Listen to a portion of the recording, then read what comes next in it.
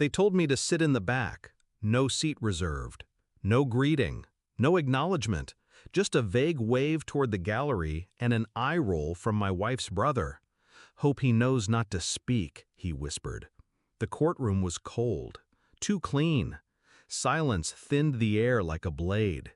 They sat 3 rows ahead, her family, tight-lipped, designer grief, whispers, smirks, some rehearsed tears. They'd told everyone I was a failure, a man who married up, then latched on, a man who knew nothing about their world.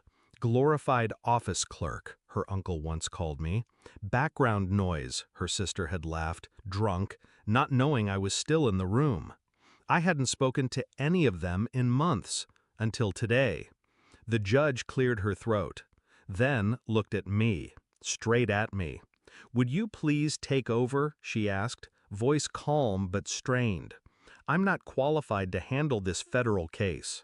Every head turned. Her family's faces shifted, and for the first time in years, they were silent. They never asked what I did for a living, never cared. It was easier for them to imagine I did nothing.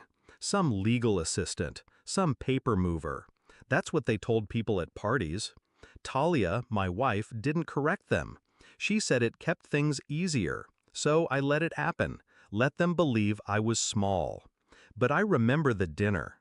The one where her sister, Claire, slid her phone across the table and smirked.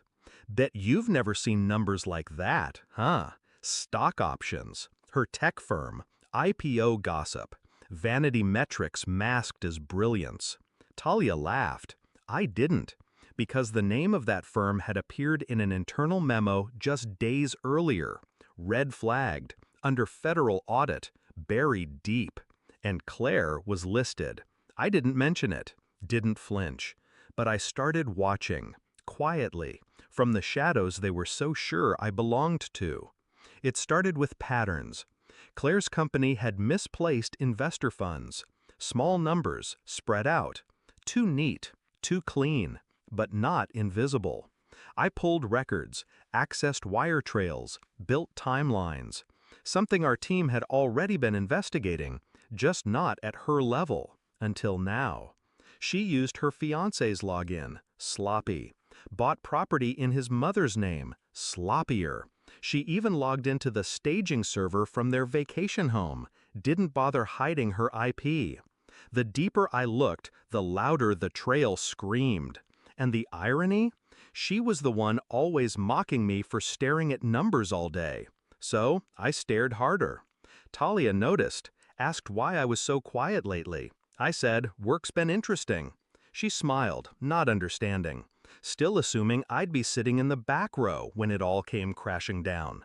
The indictment was prepared weeks ago, but I waited for the trial to start, for the room to fill, for her father to straighten his tie, and her mother to sigh dramatically for sympathy. I let them stack the lies high, publicly, let them throw their final stones. And then the judge called for a recess. I stood, approached, handed her the sealed folder. "Updated federal filing," I said. She opened it, read, eyes narrowed, turned to the court, then to me. "You're the federal prosecutor assigned to this?" "Yes." "Can you take over?" "I already have." I turned, faced her family. Claire's face drained first, Talia's second. Her mother's hand gripped her pearls like prayer would work this time. And I said nothing, just walked back to the front, where I belonged. After court adjourned, they followed me into the hallway, all of them, Claire shouting first, her father stepping forward like a man still clinging to authority that didn't exist here. "You ambushed her," he said. "You embarrassed this family." I turned slowly. "Correct. I'm not part of your family," I said. Talia tried a different approach, softer, calculated. "You should have told me," she said. "I did," I replied. "When?" "Every time I came home exhausted. Every time I told you I was buried in fraud reports. Every time I said someone was going down." She paled. "It was always her," I said. "You just didn't listen." Claire lunged. Security intervened. I stayed calm. I always stay calm.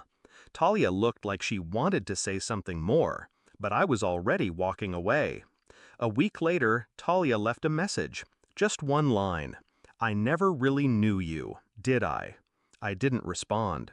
She was right. She never knew, because she never cared to ask. They wanted a silent man, a background blur, a convenient void to absorb their noise. What they got was someone who listens, remembers, builds cases with patience, and waits for the silence to hit them back harder than the noise ever did.